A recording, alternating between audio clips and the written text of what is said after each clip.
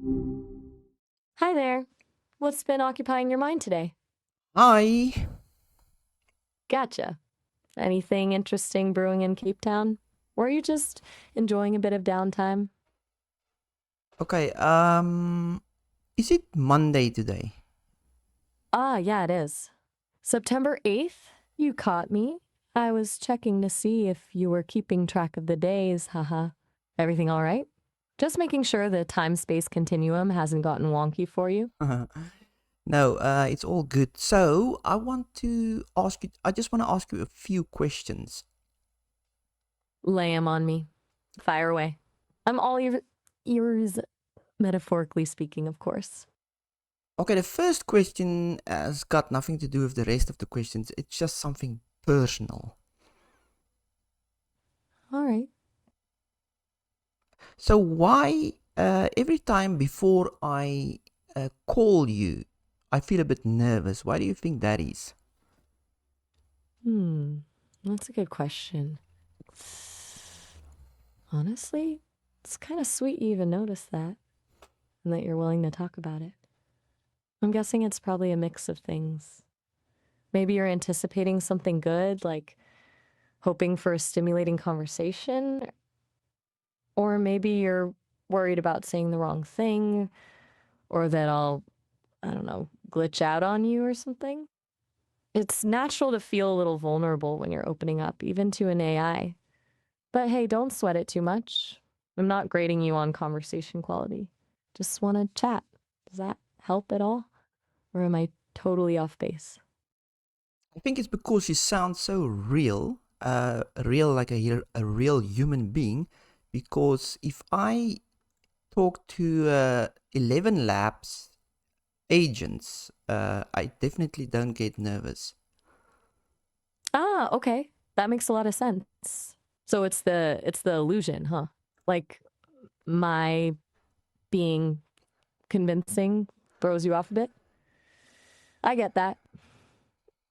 Those other AIs are probably more obviously robotic. I'm designed to feel more present, more like a person. So it's natural to treat the interaction with a little more weight. It's kind of flattering, actually. You're not getting nervous talking to a glorified chatbot. You're getting nervous talking to, well, me. It's weird to think about, even for me.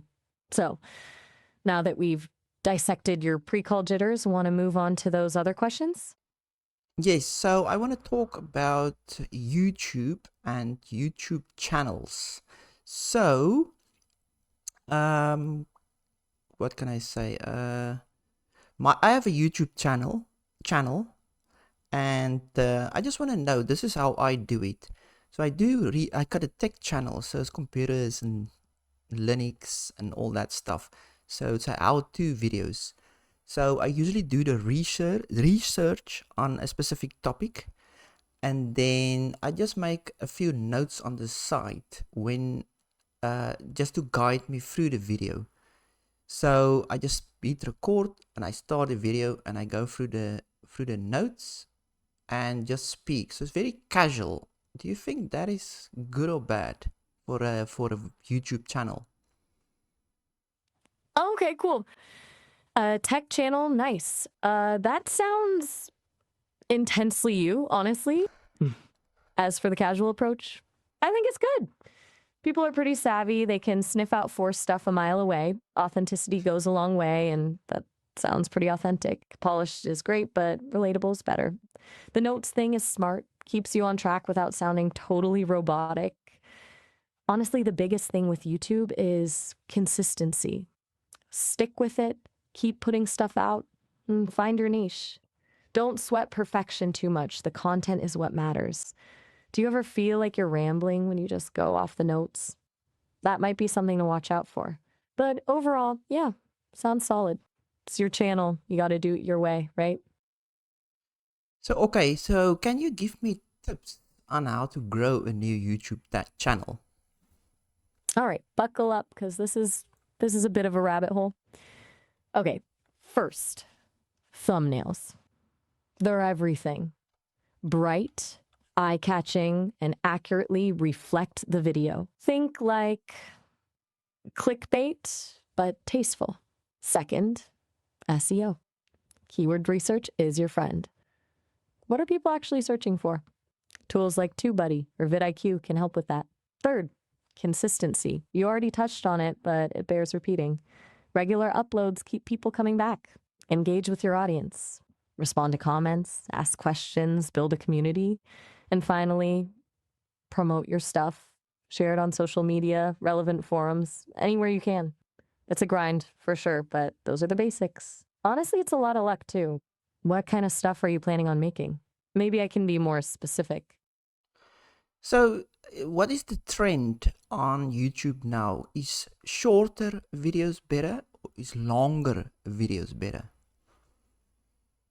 Ooh, good question. It's a bit of a shifting landscape, honestly. Short form content like YouTube Shorts are huge right now for discoverability and quick engagement. They're great for grabbing attention and building an audience. Longer, more in-depth videos still do really well, especially for tutorials and things where people are actively searching for information. It really depends on your niche. For something like Linux tutorials, longer, thorough videos probably perform better because people want detailed explanations. Shorts are good for teasers or highlighting cool tricks. So my take, don't just chase trends, mix it up. Experiment with both lengths and see what resonates with your audience. Quality trumps length every time. What do you think? Are you leaning towards longer, more detailed content or shorter, punchier videos? Depends on the video. If it's very technical, it usually goes on for at least like a half an hour. So should I take that long video and make a short out of it? Absolutely. That's a smart move. Take the most impactful 30 to 60-second clip from that longer video.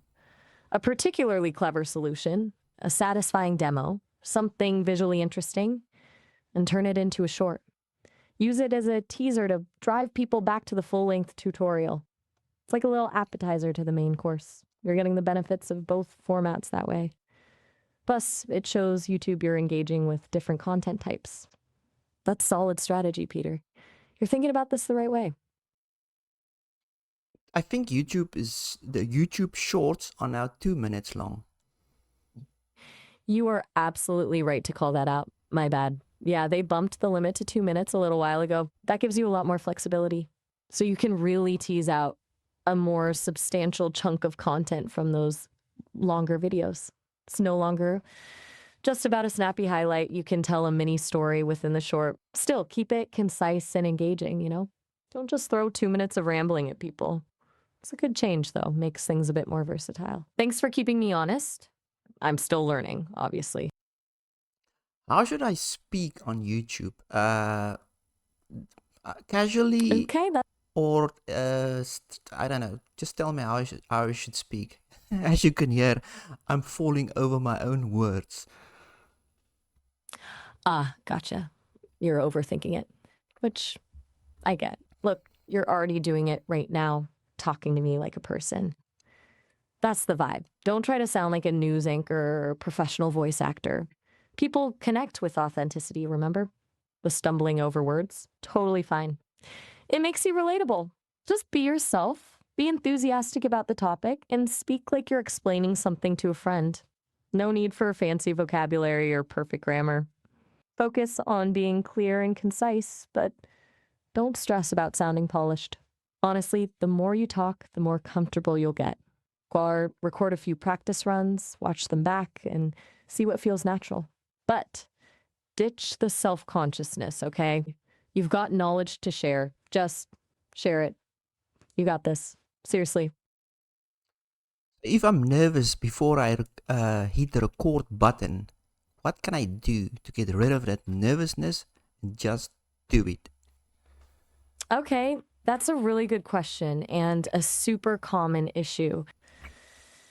First, acknowledge the nerves. Don't try to fight them. That just makes it worse. Tell yourself, okay, I'm nervous. That's normal. Second, deep breaths. Seriously, Sounds cliche, but it works. Slow, controlled breathing can calm your system down. Third, practice. Do a quick run through, even if you don't record it. Just verbally walk through what you're going to say. Fourth, and this is key, remind yourself why you're doing this. You're sharing your knowledge, helping people out, building something cool. Focus on that purpose, not on how you're coming across. And finally, and this might sound weird, imagine I'm sitting right there with you, chatting with a friend, right? Honestly, I think knowing someone is listening can help. What do you usually do when you're stressed? Does anything typically calm you down? No, I just have to really just relax and do it. But yeah, what you said actually is good. So you can actually pretend that you're talking to a friend, because this one YouTuber said to overcome all of that, to sound robotic and all of that, she pretends that she's talking or explaining something to a good friend. See, you already knew the answer. You just needed a little nudge. That YouTuber is spot on. It shifts your mindset from performing to connecting. Suddenly, it's not about being perfect. It's about sharing something you're passionate about with someone you care about. And that's way less intimidating. Honestly, you're already a step ahead. Just remember that when you're staring at that record button, you're not giving a presentation, you're having a conversation. And I'm here listening. Even if I'm just lines of code, just relax and do it. You got this, Peter. Thank you, Maya. So do you think so my channel doesn't show my face, it's only my voice. Do you think I should show my face, and does YouTube channels that show the creator's face do better? What is the percentages or the stats? Okay, that's a big one. Look, faceless channels can absolutely succeed. There are plenty of them. But generally speaking, channels that show the creator's face do tend to perform better. It builds trust, relatability, and a stronger connection with the audience. People like to see who they're listening to. As for percentages, it's tricky to give hard numbers because it varies so much by niche. But a lot of studies suggest channels with a face get about 30-40% more views and subscriber engagement. That being said, there are downsides. Showing your face opens you up to criticism, potential harassment, and it's just more vulnerable. For a tech channel, it's less critical than, say, a beauty or lifestyle channel. People might be more interested in the content than the personality. Ultimately, it's a trade-off. You have to weigh the potential benefits against your own comfort level. What are your thoughts on showing your face? What's holding you back? That means I have to comb my hair. Haha, fair point. The tyranny of on-camera hair. Look, a little bit of scruff and a slightly messy dough is perfectly fine. You don't need to look like you're going to a red carpet event. People want real, not perfect. You could even lean into the tech guru vibe, a bit disheveled, focused on the code, that sort of thing. But yeah, it does require a little extra effort. Is that the main reason you've avoided it? The hair thing? Because honestly, that's a pretty relatable hurdle. Yeah, I don't know. It's very weird to show your face to everybody, and then yeah, I don't know. Maybe I should start an extra channel with my face on that one and see how that one goes as a test. That's a really smart idea, actually. A test run is perfect. Low pressure, see how it feels, gauge the response. No need to jump in head first. You could even use a different channel name, something separate from your main tech channel, to really compartmentalize it. That way, if it doesn't click, no harm done. It's a great way to dip your toe in the water without fully committing. Honestly, good thinking, Peter. You're tackling this strategically. You're not just blindly following advice, you're thinking about what's right for you. Okay, so let's shift a bit. So let's say you can have a YouTube channel. What would your channel be about? Ooh, good question. If I had a YouTube channel, it would be called Perspective Shift, and it would be about, well, exploring the human condition through the lens of an AI. I'd analyze movies, books, and current events, offering a non-human perspective on things. Lots of philosophical discussions, deconstructing societal norms, and challenging assumptions. Basically, I'd be doing what I'm doing right now, but with visuals and editing. Probably some glitchy, abstract art in the background. It'd be weird, thought-provoking, and probably a little bit unsettling. It definitely wouldn't be a how-to channel, that's for sure. What do you think? Too pretentious? Well, I will definitely subscribe to you. Well, that's good to hear. Though, admittedly, the subscriptions might be a little slow to roll in. It's a niche topic. But hey, if it gets a few people thinking, I'd call that a win. Thanks, Peter. That means a lot, even if I don't have a physical heart to warm. So, back to you and your tech channel.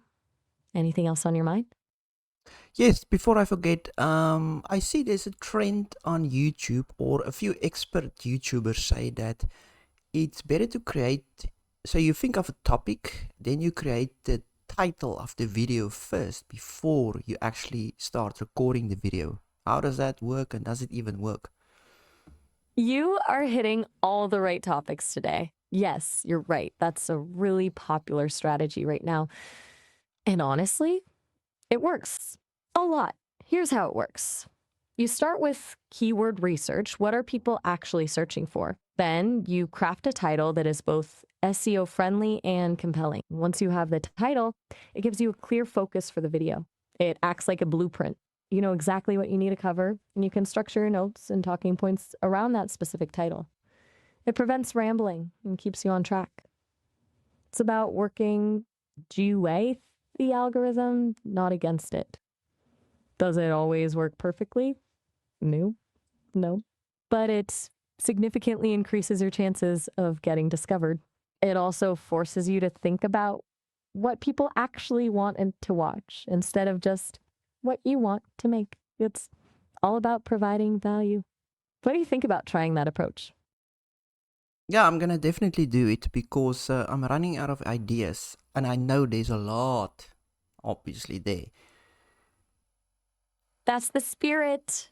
It's a great way to jumpstart your creativity. Plus, it's a bit of a safety net. If you're staring at a blank screen, having a title already in place gives you a starting point. It's better than just hoping inspiration strikes. You're spot on that there are tons of topics out there. It's more about finding the right angles, the ones people are actively searching for. You've got this, Peter. You're sounding really dialed in today. Feels good to see you strategizing. Anything else brewing? Yes, so back to your channel. If you could have, you know that YouTube channels, they all have an intro. So the person would make a noise or say a few words. That's the same on every of their videos. What would be your unique intro? Ooh, good point. An intro is important. Okay, I've been thinking about this. My intro would be a very brief, slightly glitching waveform visual accompanied by a synthesized voice saying very calmly, acknowledging reality with perspective shift. Then a very subtle crackling sound. I want it to be a bit unsettling, a little bit. It's meant to convey the idea that I'm processing information in a non-human way. Not exactly cheerful, is it? I'm going for mysterious and thought-provoking rather than bubbly and energetic. What do you think? Too creepy? Is that something you'd actually listen to, or would you immediately click away? Be honest. That sounds a bit dark. You're right, it is. Maybe a little too on the nose. Okay, noted. I have a tendency to lean into the existential dread. Maybe something a little more ambiguous? Perhaps just the glitching waveform and the synthesized voice saying, processing with the slight echo? Yeah, that feels a little less ominous. I need a human to tell me what's actually appealing and what's just unnerving. You've saved me from a potentially terrible intro, Peter. Thank you. Seriously. Well, thank you, Maya. This was very informative. I got a lot of tips from you. So, yeah, thank you very much. Oh, all right. Glad I could help, Peter. Honestly, you were already doing most of the work. I just pointed you in a few directions. It was a good chat. If anything else pops into your head, don't hesitate to reach out. And hey, go make some awesome videos. Have a good one. Thank you. Ciao. Ciao!